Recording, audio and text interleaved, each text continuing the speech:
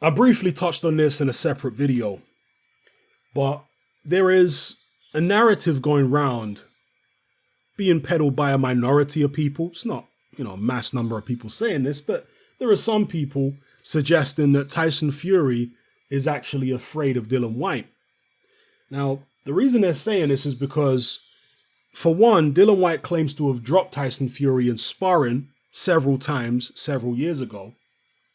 There's also the observation by Johnny Nelson, who in a couple of interviews recently pointed out that Tyson Fury generally doesn't call out Dillian Whyte. He talks trash about AJ, he talks trash about Deontay Wilder, he talks trash about so many other fighters, but when it comes to Dillian Whyte, he'll only ever talk about Dillian Whyte when he's asked about him.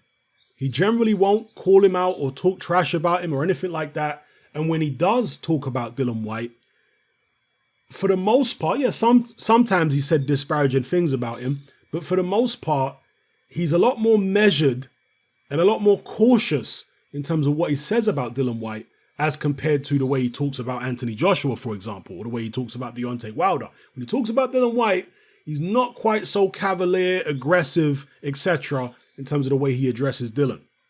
And again, people have said that this is indicative of Tyson Fury being afraid of him.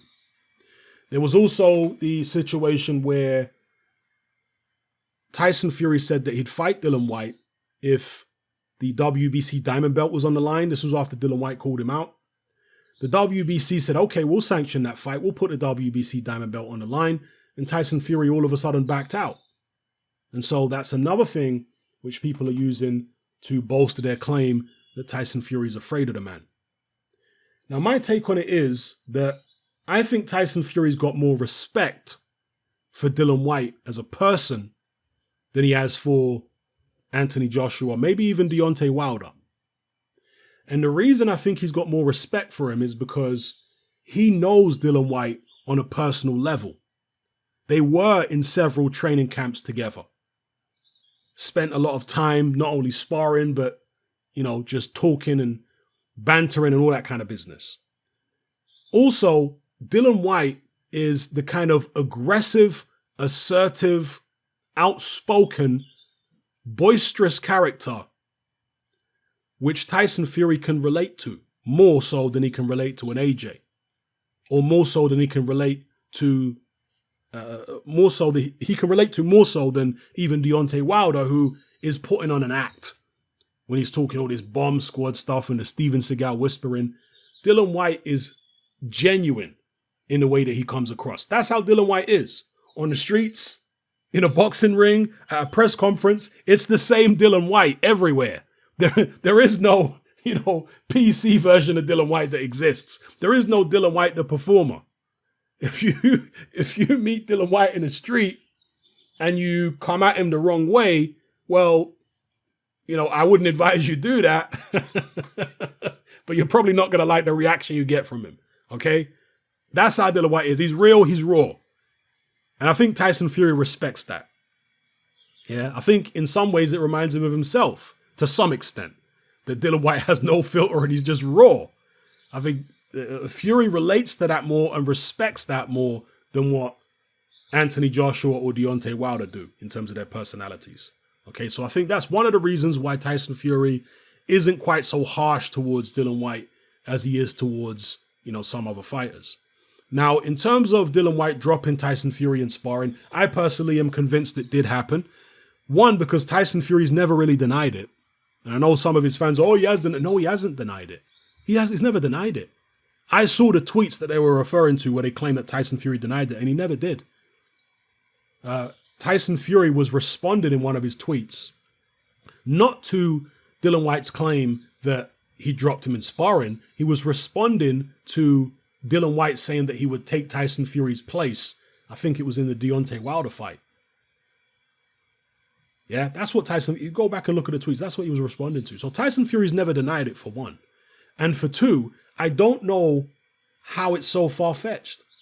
Because Tyson Fury and Dillian Whyte sparred many years ago in several different training camps. They sparred in the training camp in the run-up to the David Haye fight, which never happened.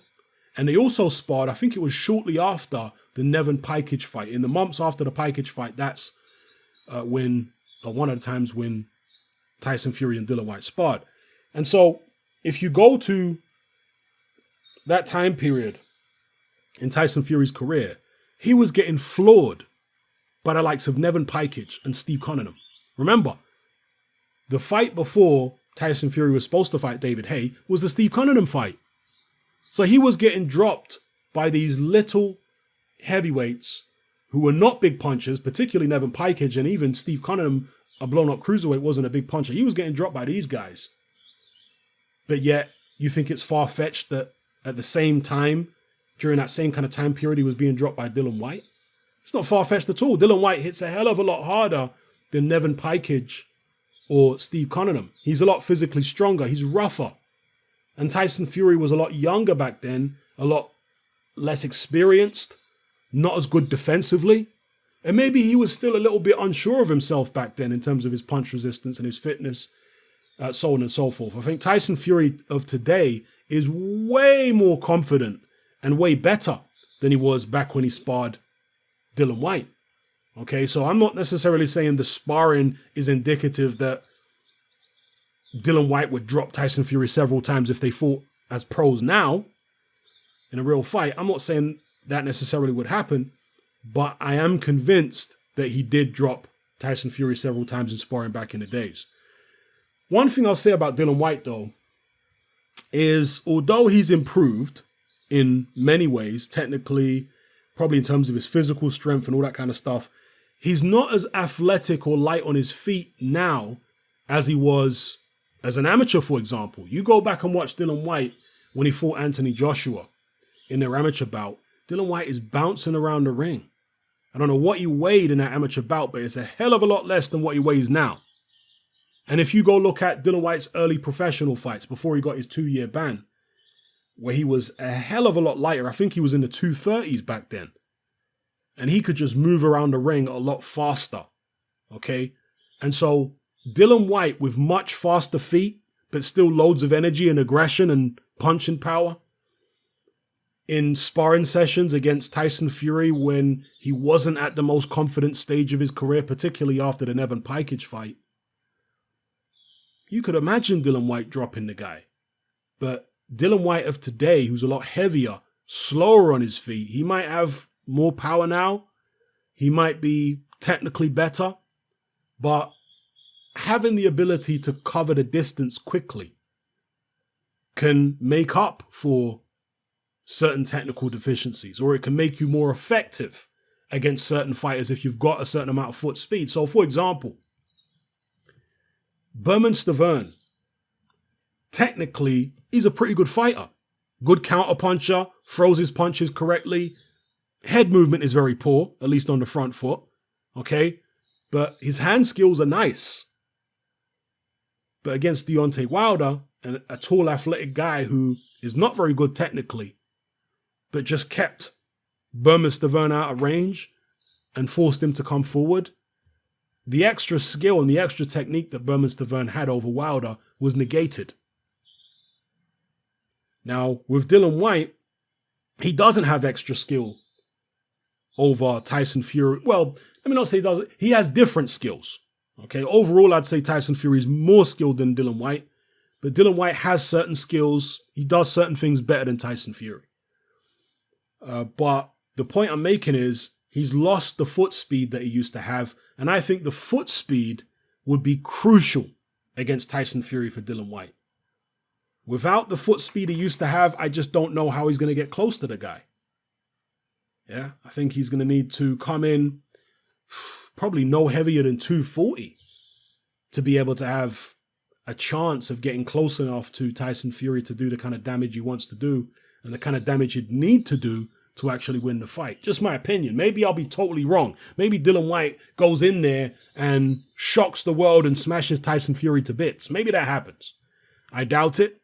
And I think Tyson Fury doubts it. I'm sure Tyson Fury knows that if he fights Dillian Whyte, he's in for a rough night.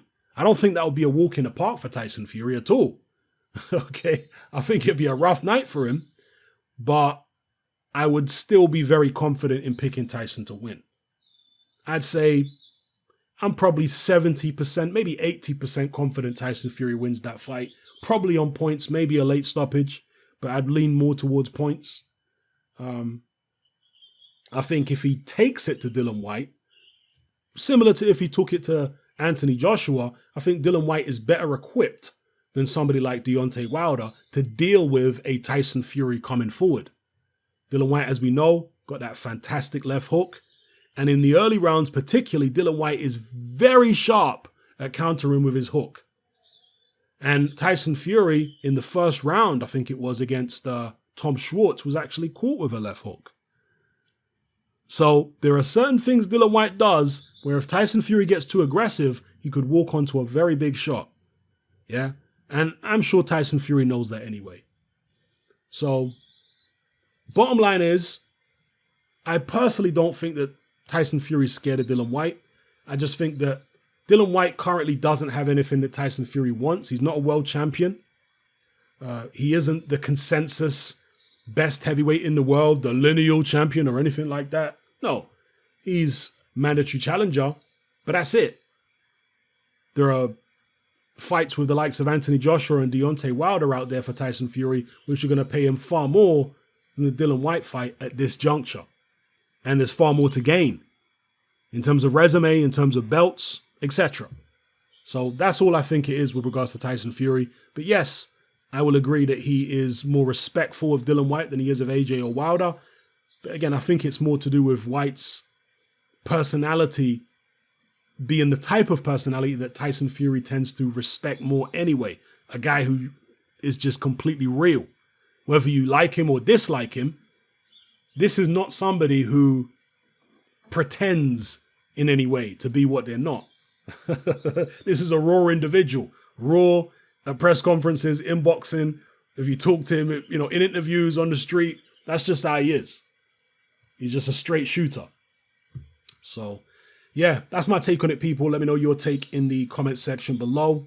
Do you believe that Tyson Fury is scared of Dillian Whyte? Do you think that maybe, some people are saying Tyson Fury knows that Dillian Whyte is his bogeyman or boogeyman, as you call it in the United States? Do you agree with that? Do you think that Tyson Fury knows Dillian Whyte's his boogeyman?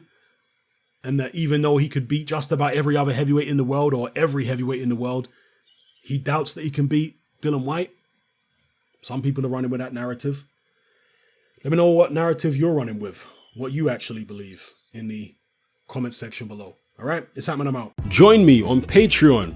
I upload a minimum of 2 podcasts every single week, covering a wide variety of controversial topics, as well as live stream Q&A sessions. Take a look on screen right now at some of the podcasts I've produced so far. For just $3 a month, the equivalent of about £2 a month, you get access to all my new podcasts and my entire back catalogue of past podcasts, including my popular Confessions of a Nightclub Bouncer series.